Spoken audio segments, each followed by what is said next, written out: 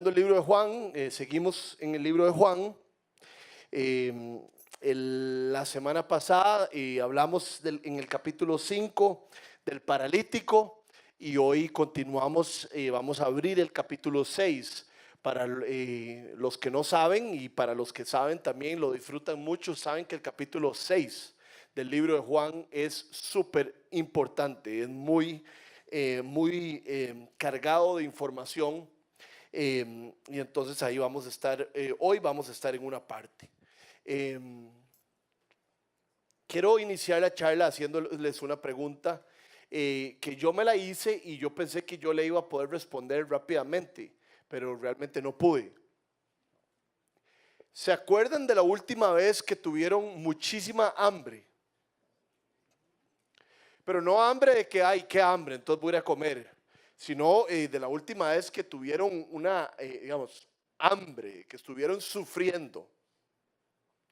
Yo creo que les conté el fin de semana pasado que un grupo de personas, un grupo de líderes aquí de la Viña, fuimos a una conferencia en los Estados Unidos y yo iba manejando y todo el mundo cree que los Estados Unidos es chivísima y no tanto. Tiene como 6 ciudades bastante grandes y bastante bonitas y todo lo demás es bastante feo. Eh, eh, y estábamos en una ciudad, no, lo digo, así son las cosas. No, sí, es sin gracia. Entonces íbamos manejando de Chicago, que es lindísimo, a Minneapolis, a Indianápolis. Y, y estábamos con hambre, imagínense, salimos de un lugar al otro al mediodía y era como 4 horas la marejada. Y entonces yo obviamente me imaginé en mi mente que era bueno parar como a medio camino. Y uno va ahí en la autopista y aparecen los rótulos de qué es lo que hay. Y no había nada bueno, solo aparecía Kentucky Fried Chicken o Burger King, Kentucky Fried Chicken, Burger King. Víctor me decía, pare, y yo le decía, no, yo no quiero Kentucky Fried Chicken ni Burger King. Y entonces íbamos a acercarnos a una ciudad grande y yo dije, en una ciudad grande va a haber más cosas y como que no vi buenos restaurantes, entonces no paré y me hace mi copiloto que era Víctor, si no paras ya no vamos a encontrar nada, Rodri, porque ya estamos pasando la ciudad y le hago yo, no, vas a ver que sí. Y digamos, pasaron como 5 millas y yo me di cuenta que ya otra vez estábamos en tierra de nadie. No íbamos a encontrar nada. Yo dije, y con el hambre que llevamos íbamos a tener que manejar hora y media más. Y sentimos demasiado hambre, pero no fue así tan exagerado. Un grupo de amigos me contó que hace poco, hace unos meses, salió aquí no sé si es verdad, pero uno los domingos siente mucha hambre, como a la hora del almuerzo. Y hubo un grupo de amigos que iba saliendo aquí de la viña y uno sale de la viña los domingos si uno es un poco bombeta y creo que es bueno conocer gente después de la celebración. Uno sale tarde, uno se va de aquí como a las 12:30 pasadas. Y dicen que estos amigos los invitaron a comer a la casa de un amigo y mi amigo iba a hacer risotto, paella. Digamos, si a mí alguien me invita a las 12:30 a que va a hacer paella, yo le digo, invíteme otro día. Y todos estos amigos míos le dijeron que sí y obviamente terminaron comiendo como a las 4:30 de la tarde. Entonces, si los invitan a comer paella, dígale, ya está hecha. Si no, no vayan. Pero les cuento esto simplemente porque la historia de hoy es la historia de cuando Jesús está con una multitud de personas. Se creen que los que tiran alto 10,000 personas, los que tiran bajo 7,000, con una cantidad de personas muy importante y le están en un lugar muy alejado, no hay pulperías, no hay fresh markets ni bindis cerca y ellos tienen mucha hambre y Jesús por puro amor, como cuando la abuela le dice a uno, papito, yo le cocino algo, no se preocupe. Jesús por puro amor les da de comer porque ellos están con demasiada hambre. Entonces ese es el texto que nos toca hoy. Vayan a sus Biblias. Es muy importante leer desde nuestras Biblias. Si no tienen Biblias, agarren un app, y si no pueden agarrar un app, compren mejor todavía una Biblia afuera. Entonces estamos en Juan capítulo 6, del versículo 1 al 15. Vamos a leerlo de corrido. Algún tiempo después, ¿después de qué? Después de que Jesús había vuelto de Jerusalén, donde había estado aquella vez en la fuente de los 5 pórticos, ya él había vuelto a Galilea. Algún tiempo después Jesús se fue a otra orilla del mar de Galilea. Por supuesto que había muchas orillas. Al lago de Tiberíades, a la parte que se le conoce como Tiberíades. Y mucha gente lo seguía, porque veían las señales milagrosas que hacía en los enfermos.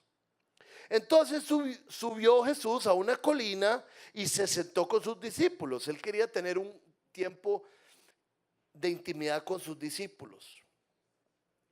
Pero faltaba muy poco tiempo para la fiesta judía de la Pascua. Cuando Jesús alzó la vista, vio que una gran multitud que venía hacia él. Y Jesús le dijo a Felipe: ¿dónde vamos a comprar pan para que coma esta gente? Esto lo dijo solo para ponerlo a prueba, porque él ya sabía lo que iba a hacer. Ni con el salario de 8 meses podríamos comprar suficiente pan para darle un pedazo a cada uno, respondió Felipe. Otro de sus discípulos, Andrés, que era hermano de Simón Pedro, le dijo: aquí hay un muchacho que tiene 5 panes de cebada y 2 pescados. ¿Pero qué es esto para tanta gente? Hagan que se sienten todos, ordenó Jesús. En ese lugar había mucha hierba. Así que se sentaron, y los varones adultos eran como 5,000. Y Jesús tomó entonces los panes, dio gracias y distribuyó a los que estaban sentados todos lo que quisieron. Lo mismo hizo con los pescados. Una vez que quedaron satisfechos, dijo a sus discípulos: recojan los pedazos que sobraron, para que no se desperdicie nada. Así lo hicieron, y con los pedazos de los 5 panes de cebada que le sobraron a los que había comido, llenaron 12 canastas. Al ver la señal que Jesús había realizado, la gente comenzó a decir: en verdad, este es el profeta, el que ha de venir al mundo. Pero Jesús, dándose cuenta de que querían llevárselo a la fuerza y declararlo rey, se retiró de nuevo a la montaña él solo. Les voy a contar una cosa: si ustedes creen que conocen este pasaje, están equivocados. Uno no conoce, uno no termina de conocer la Biblia nunca, pero este pasaje, cada día que uno lo va leyendo, va arrojando cosas nuevas. Entonces vamos a ir viéndolo y desmenuzándolo uno por uno. Los primeros 2 versículos dice: algún tiempo después Jesús se fue a la otra orilla del mar de Galilea, a la parte de Tiberíades, y mucha gente lo seguía, porque veían las señales milagrosas que hacía con los enfermos.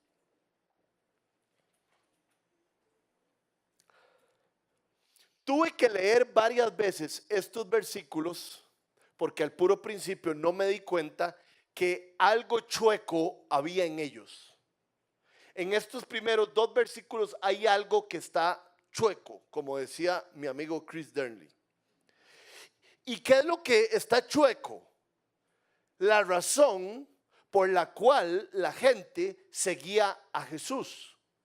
El versículo 2 dice: y mucha gente lo seguía, porque veían las señales milagrosas que hacía en los enfermos. Y claro, si alguien demuestra poder, si Jesús estaba demostrando poder sobre los enfermos, por supuesto que la gente estaba maravillada y quería seguirlo. Y eso está bien en primera plana. Yo no sé si a ustedes les ha pasado, pero mucha gente se ha dado cuenta que lo que la Biblia dice es verdad. Y que si uno sigue los consejos de la Biblia, le va a ir bien. Entonces uno dice: de ahí enseñan la Biblia, y yo sé que si yo me acerco a la Biblia me va a corregir, y yo voy a ser un mejor esposo, y un mejor papá, y un mejor empresario, y un mejor hermano. Y eso es verdad. Pero esa no es la razón y la esencia, lo más puro por lo cual nosotros debiéramos seguir a Jesús. A Jesús no se le sigue principalmente por sus milagros, por su poder o por su perfecta filosofía y teología. A Jesús se le debe seguir por algo diferente. Entonces lo estaban siguiendo por maneras incorrectas. Juan 5:23, y siempre que estoy en un capítulo, trato de enseñar este capítulo agarrando cosas del capítulo anterior que no mencioné. Quiero mencionar Juan 5:23. Vean lo que dice Juan 5:23. Antitos de esto. Para que todos honren al Hijo como lo honran a Él. El que se niega a honrar al Hijo no honra al Padre que lo envió. Esta es la razón principal, esta es la esencia, esto es por lo cual debiéramos de seguir a Jesús, para honrarlo. Esta palabra honrar bíblicamente significa, y se los voy a resumir rápido, darle peso a algo. Cuando dice yo honro a algo, es que le estoy dando peso, le estoy dando su lugar. Y esta es la razón por la cual uno debe seguir a Jesucristo. Porque uno entiende quién es Jesucristo y que es merecedor de toda honra. Que es merecedor de un peso y del peso principal de nuestras vidas. Esa es la razón por la cual seguimos a Jesús. Todos llegamos a Jesús de diferentes maneras, pero cuando entendemos quién es Jesús, esa es la razón por la cual debemos de seguirlo. Para honrarlo, para darle peso, para vivir de una manera adecuada a quien es Él. Si Él es el Hijo de Dios, si Él es el Salvador, si Él es el que sostiene todas las cosas, yo debo honrarlo. Y eso debe ser la razón por la cual lo voy a seguir. Entonces mi pregunta para mí, mi pregunta para usted es, ¿cuáles son las razones por las cuales usted sigue a Jesucristo?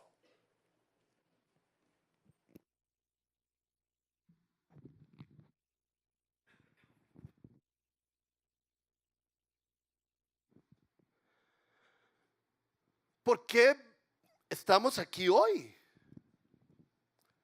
¿Por qué abrimos nuestras Biblias? ¿Por qué algunos cerramos nuestros ojos y oramos? ¿Por alguna razón adyacente, equivocada, o porque queremos honrar a Jesucristo? Queremos darle su lugar, queremos darle su peso, queremos identificarnos con Él. Esa es la pregunta que vale la pena. Estas personas lo buscaban por sus milagros y por su capacidad de hacer milagros. Y más tarde, después de esta multiplicación, lo van a buscar y Jesús les dice, ustedes me buscan porque comieron pan. Entonces la razón es, Rodrigo, ¿por qué buscas de Jesús? ¿Como bombero? ¿Como ayudante financiero? ¿Como apagaconciencias? ¿Por culpa? ¿O lo busco porque lo quiero honrar? Porque quiero conocerlo. Porque me he dado cuenta que es lo más maravilloso que existe en el universo. Pregúntenselo, por favor, la razón por la cual ustedes buscan de Jesús.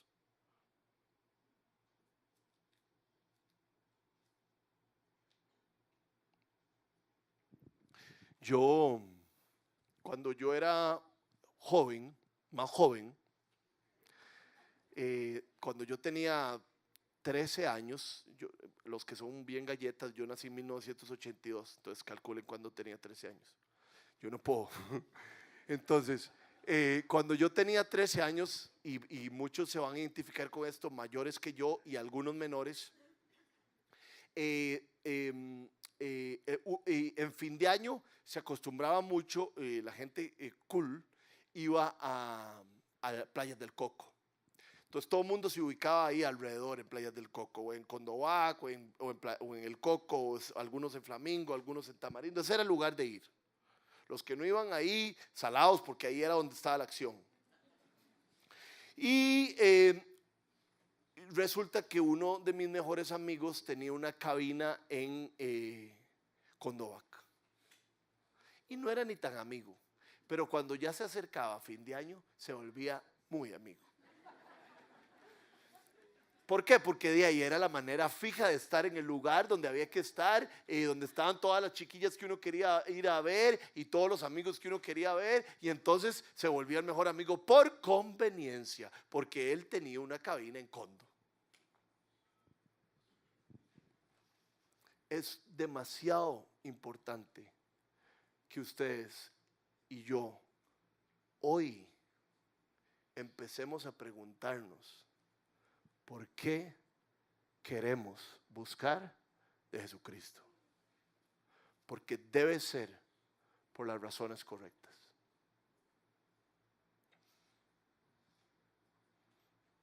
Vean lo que dice en el capítulo 5, lo que les pasaba y nos puede pasar a nosotros, a muchas personas. Capítulo 5, versículos 39 y 40. Volviendo atrás antes del 6. Ustedes estudian, les dice Jesús, con diligencia. No es que son vagos, no, lo hacen con ganas. Las escrituras porque piensan que en ellas hayan la vida eterna. Y son ellas las que dan testimonio en mi favor, dice Jesús. Sin embargo, ustedes no quieren venir a mí para tener esa vida. Ustedes estudian las escrituras creyendo que van a encontrar la vida eterna en las escrituras, pero yo soy la vida eterna. Y me pareció un excelente ejemplo, porque muchos de nosotros cometemos el error de creer que la salvación y que el poder y que una relación con Dios es estudiar las escrituras o orar muchísimo. O no faltar a la iglesia. Esas son cosas y disciplinas espirituales que nos ayudan a acercarnos a Dios. Pero el punto no son esas cosas. El punto es la persona de Jesucristo.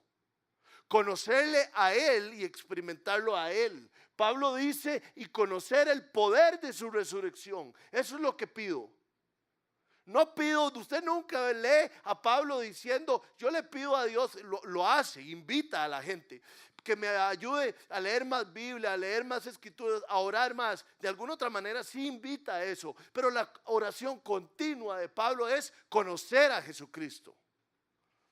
Todo lo demás nos ayuda a conocer a Cristo, pero no es en esos lugares que encontramos el propósito de nuestra fe. Entonces, si usted está estudiando la Biblia por estudiar la Biblia, está mal. Si yo oro por orar, estoy mal. Si vengo a la iglesia por venir a la iglesia, estoy mal. Todo eso debe ser para conocer más de Jesucristo. Vean lo que dice Miqueas 6:8. Este es el sacrificio que a él le gusta.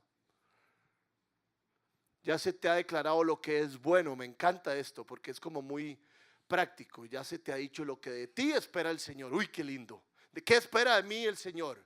Practicar la justicia, amar la misericordia y humillarme ante mi Dios. Humillarme delante de Él.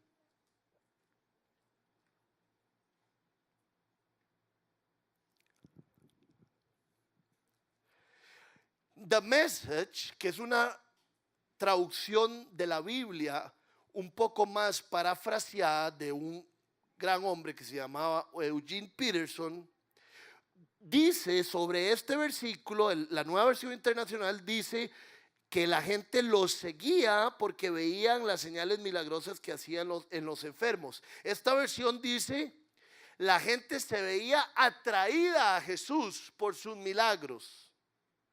Entonces yo me pregunto otra vez, ¿por qué me siento yo atraído a Jesús? ¿Por qué? Y estoy hablando tanto de esto porque esto es algo que Dios está tratando con mí hoy y ayer y antier y en estos días. Dios, mi pregunta es, Señor, ¿qué pasaría si me quitan todo y solo me puedo quedar con vos? Es que ¿por qué Pablo puede escribir así? ¿Y por qué yo me siento tan alejado de Pablo? A veces estoy en la cárcel y no tengo nada, pero tengo a Cristo, no me falta nada. Y yo digo, hay algo que Pablo, Hay algo que Pablo tiene con Cristo que a mí me falta. Y está bien, porque no pretendo ser Pablo. Pero lo que quiero decir es que creo que Dios nos está llamando a algo, a una relación con Cristo mucho más profunda a la que tenemos. Vamos, cuando usted lee los salmos y dice, a tu diestra hay delicias, entendemos qué significa eso. Que a la diestra de Dios hay delicias. ¿O será que nosotros le ya me fui? Ay, ¿y las delicias? Hey, ya Rodri terminó de hablar, apúrate que ya va a terminar de hablar Rodri y nos vamos para que no nos agarre presa. ¿Y las delicias? ¿Será que nuestra fe y nuestra manera de vivir nuestro cristianismo y nuestra relación con Él es rápida y es como de trámite? Porque si es así, no hemos entendido. Y eso es lo que yo estoy entendiendo, que no estoy entendiendo. A mi diestra hay delicias. Es mejor estar un día en tu presencia que 1000 fuera. ¿Entiendo yo eso? ¿Cuántos de ustedes seguirían conmigo a la playa si los invito a una cabina en Playa Hermosa, más feo, en Guacalillo? Si los invito a una cabina en Guacalillo y les digo que lo único que vamos a hacer es orar y leer la Biblia toda la semana. Voy yo, el que inventa el plan, iría yo. Cuán convencido estoy seguro que Él es todo lo que yo necesito. Cuán convencido he llegado yo a la convivencia de Él, que su compañerismo, que estar en su presencia, que pensar en su belleza, se me caen babas de mi boca porque he entendido que el Señor es bueno. Yo no quiero buscar, yo no sé ustedes, yo quisiera que ustedes tampoco como comunidad, yo no quiero buscar al Señor por las razones incorrectas. Yo quiero buscar a Jesucristo para conocerle, para conocer el poder de su resurrección, para conocer lo bueno que es Él, para ser su amigo, para que Él conozca mi corazón, que Él ya lo conoce, pero yo conozca el de Él. Esa es la relación que Él quiere ofrecernos. Seguimos adelante en Juan 6, del 3 al 7 dice: entonces subió Jesús a una colina y se sentó con sus discípulos. Faltaba muy poco tiempo para la fiesta judía de la Pascua. Cuando Jesús alzó la vista y vio una gran multitud que venía hacia él, le dijo a Felipe: ¿dónde vamos a comprar pan para que coma esta gente? Esto lo dijo solo para ponerlo a prueba, porque él ya sabía lo que iba a hacer. Y Felipe le dice: ni con el salario de 8 meses podríamos comprar suficiente pan para darle un pedazo a cada uno. Respondió Felipe.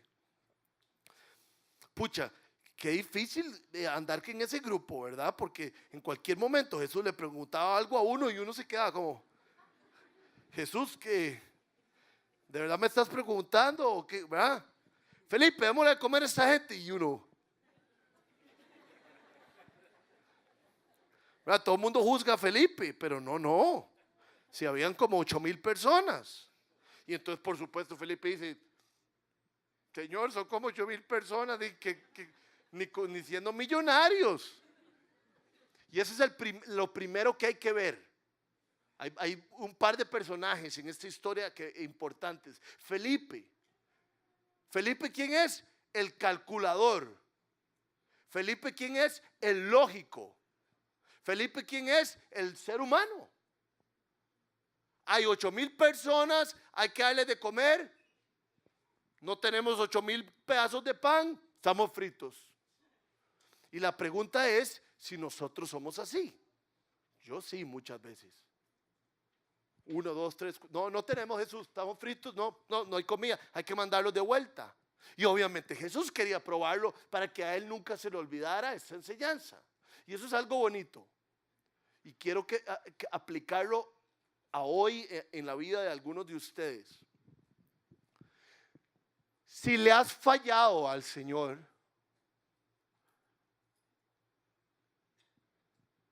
el Señor puede utilizar ese fallo para bien. No se quede hecho leña, no se quede pegándose latigazos porque para eso no es lo que Dios quiere. ¿Cómo lo sé? Jesucristo murió en la cruz para quitar toda nuestra vergüenza. Entonces, si Jesús te hizo una pregunta como a la que le hizo a Felipe, o te pasó algo donde debiste haber reaccionado de tal manera y no reaccionaste, y reaccionaste muy mal, el objetivo no es que te quedes ahí, el objetivo es que si te acerques a Dios, recibas tu perdón y aprendas. Les aseguro que Felipe aprendió esto. Cada vez que falte comida, él no va a ser tan lógico. Entonces, si hay hoy vergüenza sobre tu vida, Jesucristo cargó con nuestra vergüenza. Pero aprendamos también de Felipe. ¿Cuántas veces estamos en nuestras vidas ante una situación y solo vemos la situación? Y se nos olvida que Jesús está con nosotros.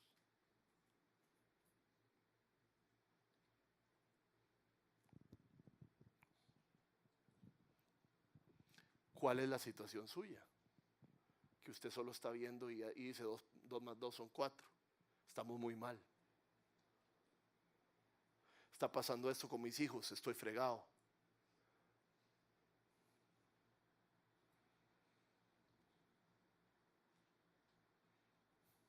Uno de mis autores favoritos, ya se los he dicho, un día lo tengo que escribir en la pizarra para que Ken Hughes, todo lo de él es bueno leerlo. Hablando de esta situación, dice que Jesús lo que estaba buscando era poner a sus discípulos en una situación donde ellos se dieran cuenta de su poder, y ojo esta palabra que es muy importante, y de su suficiencia. O sea, de que estar con Jesús era suficiente. A veces Jesús nos pone contra la esquina para que nos demos cuenta de su suficiencia, no de la mía, sino la de Él. El sábado pasado, ¿quién estuvo el sábado pasado aquí en la viña? Jesús nos puso ante una esquina para darnos cuenta de su suficiencia. No había luz. Y entonces uno, ¿qué dice? No hay luz. ¿Y ahora qué hacemos? No podemos hacer nada. Aquí todo siempre lo hacemos con electricidad. Pero eso así sería Felipe. Solo viendo y solo calculando y solo contemplando lo humano. Entonces, ¿qué hay que pensar? Jesús está con nosotros. Eso cambia todo. Eso cambia todo. No sabemos qué va a hacer Jesús, pero sabemos que eso cambia todo. Entonces, ellos necesitan aprender eso y nosotros también. Si Jesús está con nosotros, hay suficiencia. Tenemos que confiar en que estamos armados. Ahora estamos, para darles un ejemplo sobre esto, vacilón, no sé, ojalá sea una buena ilustración. Estamos en esta conferencia que tanto les hablo, y de eso que se mete uno en las sillas así, ¿verdad? Como ustedes se meten ahí, y me siento yo y le doy la mano a un señor y le hago buenas, no sé qué, en inglés.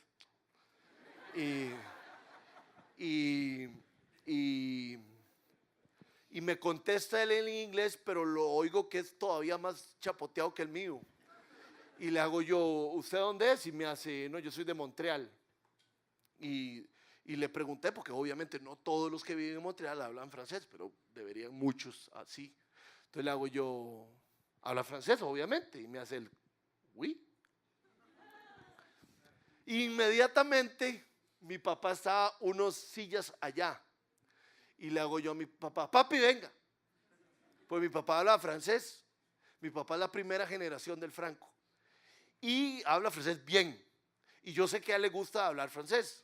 Y yo quería que este señor se sintiera como super tuanis, como, ay, alguien de Costa Rica, no sé, ellos creen que nosotros no hablamos francés. Y entonces me hace mi papá, ¿qué pasó? Y le hago yo, no, venga. Y le hago yo y le hago, mi papá. Y le hago yo, papi, él habla francés. Y empezaron a hablar francés. Y yo ya me desconecté y ellos hablaban francés, yo no entendía nada. Pero yo ni por un segundo tuve miedo o dudé, más bien fui yo el que llamó a mi papá. Porque yo sé que mi papá habla buen francés. Entonces yo sé que él tiene ese recurso. Yo sé que él no va a fallar en eso. Tal vez se le salgan unas palabras, sí, pero que él va a poder comunicarse muy bien con este señor. Y yo quería que ese señor se sintiera como bonito de que alguien de otro. Entonces yo no lo dudé, porque yo tenía ese recurso. Eso es lo que Dios quiere que aprendamos de esto. Y que Felipe aprendiera. Felipe, el tema no es que no haya pan. El tema no es que sean muchos. El tema es que yo estoy enfrente tuyo. Entonces, si yo estoy enfrente tuyo, tener recursos. Yo puedo hacer algo, no necesariamente lo que vos crees que va a pasar, pero yo puedo hacer algo. Y lo puede hacer por todos nosotros en la situación que estemos. Si tenemos a Jesús, tenemos lo más preciado y tenemos sus recursos. Somos los escogidos de Dios. Y después pasa algo. Entra otro personaje, versículo 8. Otro de sus discípulos, Andrés, que era hermano de Simón Pedro, le dijo: aquí hay un muchacho que tiene 5 panes de cebada y 2 pescados. ¿Pero qué es esto para tanta gente? Se ilusiona uno, qué gato Andrés, y después uno se pone triste. Empieza bien, Señor, aquí hay un muchacho que tiene unos pescados y unos panes, pero ¿qué es esto para tanta gente? Pero hay algunos principios buenos que rescatar. Andrés no hace un cálculo frontal de la situación, 2 más 2 son 4, me falta tanto, estoy mal. Sino que Andrés se fija en lo que tiene. Tal vez hizo se fue, caminó un poquito entre la gente y vio al chiquillo que le habían mandado una gran mochila, una gran merienda, y dijo: tenemos esto. Y después se ahuevó. Pero por lo menos tuvo una buena acción que nosotros podemos copiar.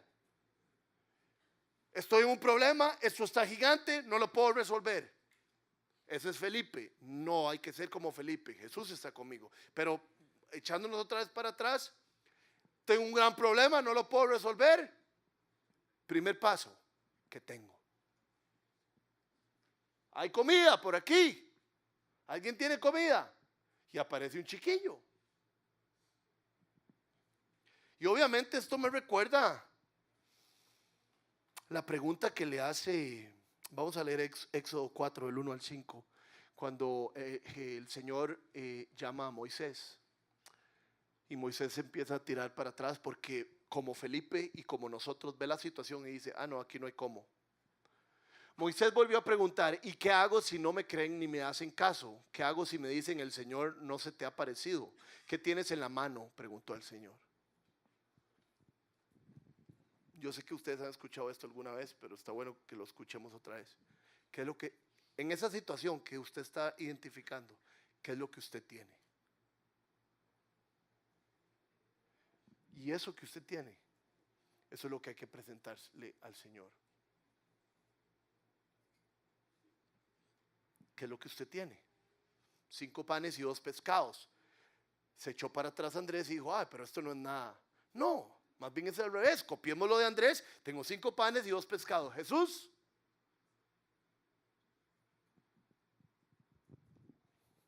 ¿qué es lo que usted tiene ante este Goliat? ¿Verdad? Y se parece demasiado. A veces cuando estoy preparando las charlas, leo algunas charlas. La charla que se me aparezca sobre algún texto que estamos estudiando, la leo. Y leí una charla de un hombre hablando de la historia de David y Goliat para interpretar Juan 6. Y yo dije: pero ¿qué es este loco? Y es exactamente el mismo espíritu. Es todo mundo viendo la situación de 3 metros Goliat y todo el mundo echado para atrás. Y es David llegando diciendo: sí, yo soy chiquitillo y este man es muy grande, pero mi Dios es gigante y poderoso. Y solo tengo piedras, pero voy con las piedras, porque es lo que tengo, es lo que sé manejar. ¿Verdad? ¿Se acuerdan que les dio, hagan el estudio, vayan a 1 Samuel? le dieron una armadura, es como que, no, no me queda, no, esto no me queda, yo lo que tengo es esto. Yo sé tirar piedras muy bien. Dios agarra lo que nosotros sabemos hacer, porque fue Dios el que nos permitió aprenderlo a hacer, para algo increíble. ¿Qué tenemos en la mano? Y cuando me hice esa pregunta, ¿qué puede hacer Dios con esto? No me van a creer, pero lo primero que se me vino a la mente fueron los bautizos del domingo pasado. ¿Quién se hubiera imaginado que toda esa gente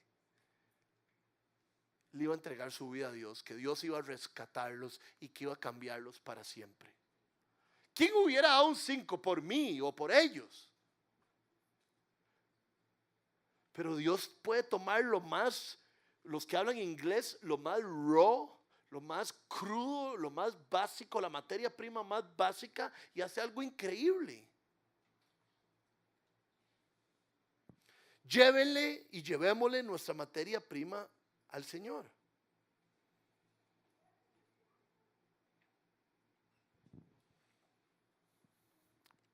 Seguimos adelante en el 10 y dice el 10 al 13: hagan que se sienten todos, les dijo Jesús. Ordenó. En ese lugar había mucha hierba. Es como ir a Jamaica.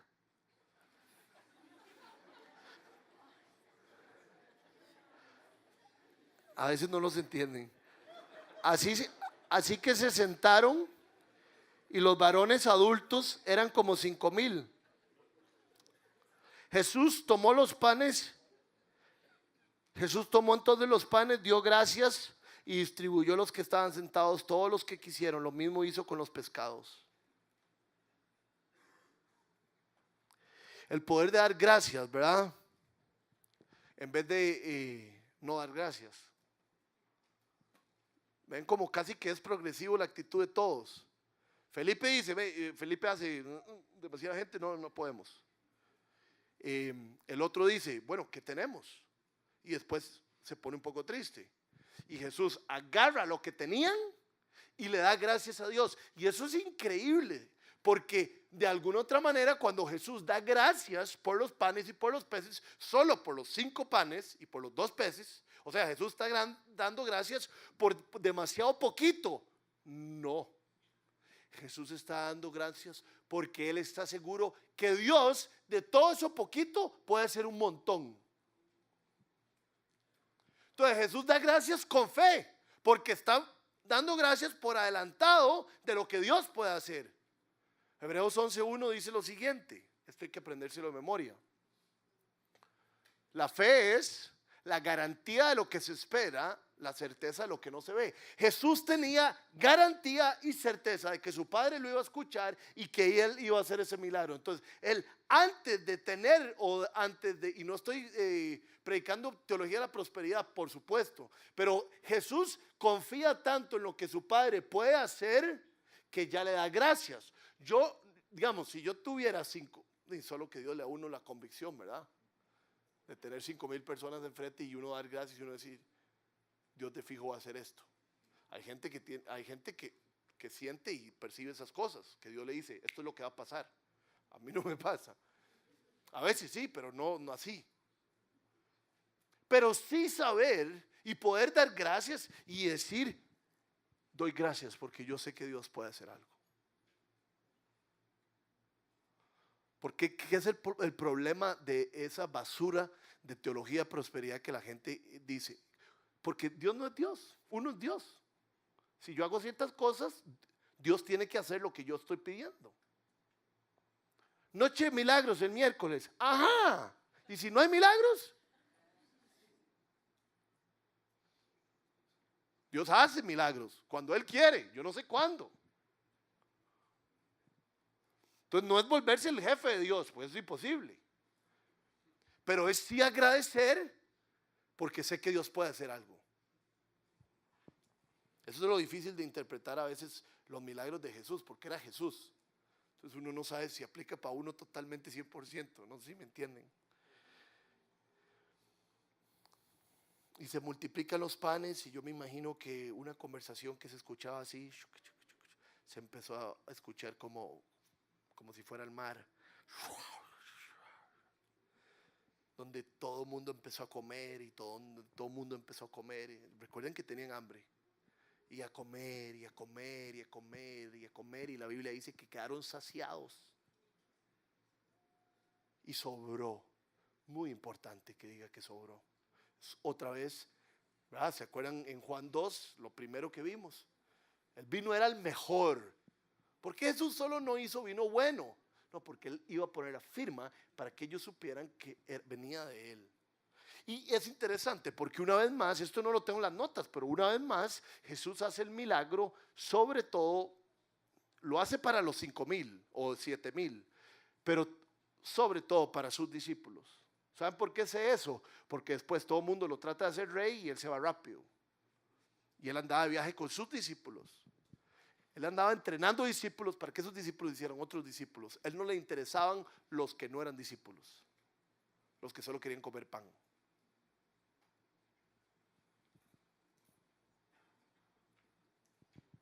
Y para ir cerrando, muy importante, la Biblia nos dice que el pan era ¿qué? ¿Cómo era el pan? Lean. ¿Era un pan de qué? De cebada. El pan más barato de todos. ¿Cómo es el pan más barato de las panaderías? ¿Cómo se llama? No es el pan francés, ese es de los más caros. Hay un pan que uno no quiere comprar ese pan, pero ese es el pan, ¿verdad?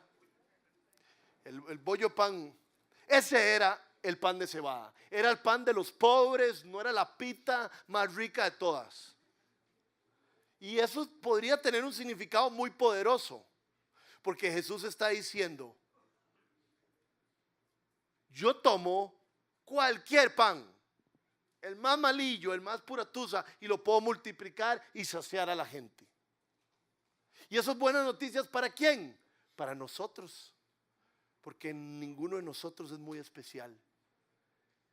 Ninguno de nosotros es muy noble o ha heredado muchas cosas o es una gran mente. Nosotros somos personas comunes, y en las manos de Jesús Él puede multiplicar y Él puede hacer cosas lindas. No se trata de nosotros, se trata de las manos en que estamos. Y eso es una enseñanza para los que creen que no pueden hacer nada para el Señor y glorificarlo. Aquí todos tienen, los que han puesto su fe en Cristo, se les ha dado dones espirituales y pueden glorificar a Jesucristo. No importa donde usted esté, Dios lo puede levantar y Dios puede hacer algo muy especial con su vida. Ay, pero es que usted no sabe, Rodri, yo soy un pan de cebada. Créame, yo sé. Yo soy el más pan de cebada. Si yo les contara mis historias, todos somos panes de cebada. Lo que pasa es que algunos o nos creemos pan francés y no nos ponemos en las manos de Jesús, o nos creemos tan poquitico que no nos ponemos en las manos de Jesús. Y las dos son tipos de orgullo. Hay que ponerse en sus manos. Isaías 30:18, no está arriba, dice así: Dios no ha terminado. La canción que estábamos cantando, Él está esperando para mostrarte su gracia. Él está tomando fuerza para mostrarte su misericordia. Y terminamos con el versículo del 12 al 14. Una vez que quedaron satisfechos, dijo a sus discípulos: recojan los pedazos que sobraron para que no se desperdicie nada. Así lo hicieron, y con los pedazos de los 5 panes de cebada que le sobraron a los que habían comido, llenaron 12 canastas. Pongan atención a esta parte. Al ver la señal que Jesús había realizado, recuerden que les explicamos esto desde el puro principio. La palabra señal tiene un gran significado. Me acuerdo todavía en Juan 2 donde dice: esta fue una de las primeras señales que Jesús hizo. La señal es cuando Jesús hace un milagro para que la gente vea en Él al Hijo de Dios, su deidad. Al ver la señal que Jesús había realizado, la gente comenzó a decir, en verdad, este es el profeta, el que ha de venir al mundo. Y uno dice, qué chiva, ahora sí. Pero Jesús, dándose cuenta de que querían llevárselo a la fuerza y declararlo rey, se retiró de nuevo a la montaña, solo. Pero se cree, los estudiosos dicen que los que querían hacerlo rey eran se me acaba de olvidar, no, alguien que se acuerde, no eran los fariseos ni los saduceos, los celotes, gracias. Los celotes eran aquellos que eran como decir la fuerza revolucionaria. Y querían hacer rey a Jesús, no porque quisieran seguir a Jesús espiritualmente, sino porque veían en Jesús un héroe nacional que podía estar antes que Roma. Y entonces Jesús sabe que lo quieren por el pan, que lo quieren por interés y se va. Y me interesa esta parte para terminar, no solo porque es el último versículo, sino que nos lleva al principio del pasaje, a lo que estuvimos hablando. ¿Qué es la esencia de este pasaje? No ver a Jesús con los ojos incorrectos. Jesús no es nuestro muñeco. Jesús no es nuestro bombero. Jesús no es nuestro hacedor de milagros. Jesús no es nuestro caudillo. No, Jesús es nuestro Salvador, es nuestro tesoro, es la perla preciosa, es a quien queremos conocer. Termino con una frase de Elizabeth Elliot. Algunos sabrán quién es, que dijo lo siguiente acerca de darse al Señor. Si lo único que tienes para ofrecer es un corazón roto, ofrécelo. En tiempos difíciles de mi vida, haber reconocido que un corazón roto es material para un buen sacrificio para Dios ha sido una fortaleza. Darme cuenta que nada de lo que tengo, nada de lo que soy será rechazado por el Señor, me hace entregarle todo como aquel niño le entregó a Jesús sus 5 panes y sus 2 pescados. Muchas veces tengo el sentimiento de los discípulos de que esos panes y pescados no son nada para tantas personas, pero el punto es el uso que Jesús va a hacer de lo que le doy. Eso no me corresponde a mí, le corresponde a Él. Entonces este dolor, esta pérdida, esta necesidad, este sufrimiento, lo que sea que Dios esté utilizando para trabajar en mi fe, hacerme reconocer realmente quién es Él, eso mismo es lo que puedo ofrecer. El único milagro de Jesús que se repite en los 4 evangelios es este. ¿Por qué? Yo creo que es porque trata de pura fe, de confiarle a Él quienes somos, de confiarle a Él lo que tenemos y de entregarnos por completo. Pongámonos de pie.